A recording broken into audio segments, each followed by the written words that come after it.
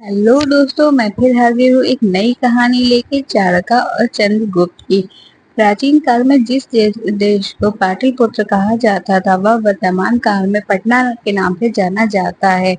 इसी तरह मगध बिहार के नाम से जाना जाता है। यही पटना अर्थात पाटलिपुत्र आज बिहार के समान मगध की राजधानी भी है।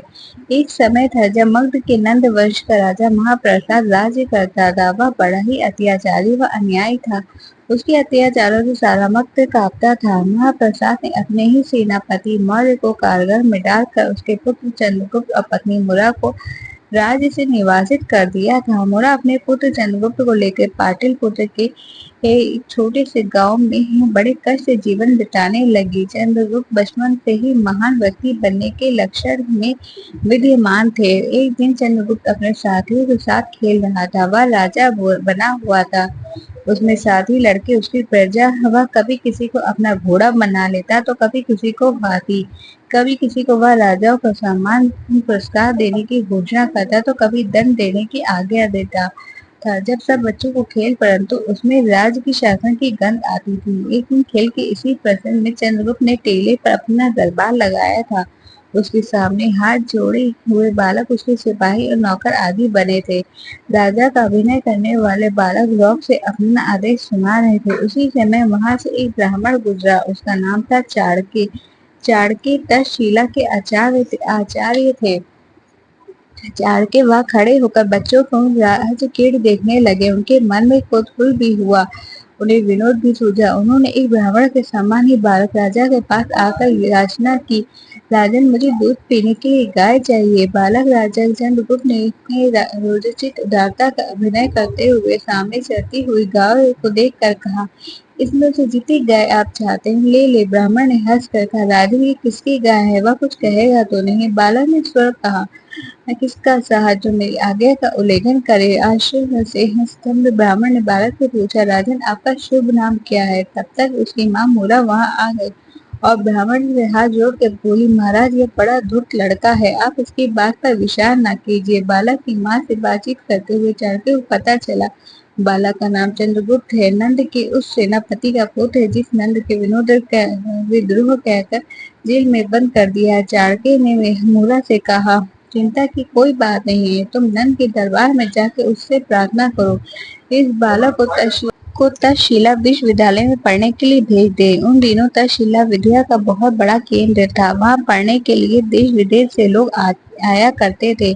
पहले तो बालक की माँ तैयार नहीं, उसे डर था यदि नंद को पता चला कि विद्रोह के सेनापति का पुत्र तो वह इस बालक को तक्षशिला क्यों भेजेंगे? इसका विरुद्ध नंद को बंदी बना सकता है। चाणक्य ने कहा, तुम इस राज दरबार में अवश्य ले जाना, इसको कुछ भी अनिष्ट नहीं होगी। यह कहकर बालक को आशीर्वाद देकर चाणक्य चला गए। एक दिन की बात है, नंद राज सिंहासन पर बैठा हुआ था, चिंता में लीन था। वह दरबार में रखी एक लोहे से के पिंजरे को देख रहा था। उसके सभी राज दरबारी भी बने बड़े चिंतित थे। वह सोच रहे थे कि बिना खोले सिंह को बाहर कैसे निकाला जाए। किसी विदेश राजा ने यह पिंजरा राजा नंद को भेजा था और कहला दिया था कि हम नंद को तभी राजा मान सकते हैं जब यह उसकी राज्यसभा का कोई भी सभा प्रसाद इस पिंजरे को बिना खोले उसमें बंद सिंह को बाहर निकाले। तभी मुरा अपने पुत्र चंद्रगुप्त को लेकर वहां पहुंची और एक और खड़ी हो गई। बालक ने भी उस पिंजरे को ध्यान से देखा और कुछ देर तक सोचता रहा। सोचने के बाद पश्चात वह आगे बढ़ा और बोला, महाराज यदि आप मुझे अनुमति दे तो मैं बिना पिंजरे को तोड़े बिना उसके भीतर को सिंह को बाहर निकाल दूं। बालक की बात सुनकर सभी लोग हंस पड़े। राजा नंद भी उसे आश्चर्य से देखने लगे। नंद ने सौभाग्य से पूछा, यह बालक कौन है? महाराज को बताया गया कि यह बालक विदुर सेनापति का पुत्र है। यह सुनकर नंद को क्रोध आ गया और बोला, अरे लड़के, तुम यदि तू सिंह को पिंजरे से ना निकाल सका तो मैं तुम्हें भी इस पिंजरे में बंद कर दिया जाएगा।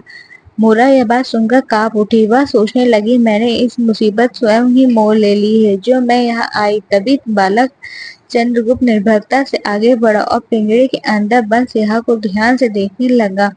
वह उसे देखकर समझ गया कि अवश्य यह सिंह किसी ऐसी चीज से बना हुआ है जिसे आग से गलाया जा सकता है। बस फिर क्या था, बालक ने पिंजरे के चारों ओर आग लगाई और स्वयं लोहे की एक लंबी सलाख लेकर सिंह को दागने लगा। आग की गर्मी के कारण लाख का बना हुआ सिया पिघलने लगा। देखते ही देखते लाख का बना हुआ सिया गल कर बाहर आ गया और पिंजरा खाली हो गया। सब लोग बालक की बुद्धिमत्ता देखकर चकित हो गए। राजा नंद भी बालक की बुद्धिमत्ता से मुग्ध हो गया। वह बालक को पुरस्कार देने लगा। तब मूला ने नंद से प्रार्थना की, महाराज, यदि आप बालक को सचमुच ही पुरस्कार देना चाहते हैं तो इसे तक्षशिला के विश्वविद्यालय में शिक्षा प्राप्त करने के लिए भेज दीजिए। नंद ने बालक की माँ की प्रार्थना स्वीकार कर ली। ये बालक चंद्रगुप्त तक्षशिला के विश्वविद्यालय में जाकर पढ़ने लगा। चाणक्य की छत्र छाया में वह कुछ ही समय में राजनीति शास्त्र अत्यंत निपुण हो गया। यही बालक आगे चलकर ब्राह्मण चाणक्य की सहायता से मगध की राजगद्दी पर बैठा तथा चंद्रगुप्त मौर्य के नाम से प्रसिद्ध हुआ। Thank you for watching.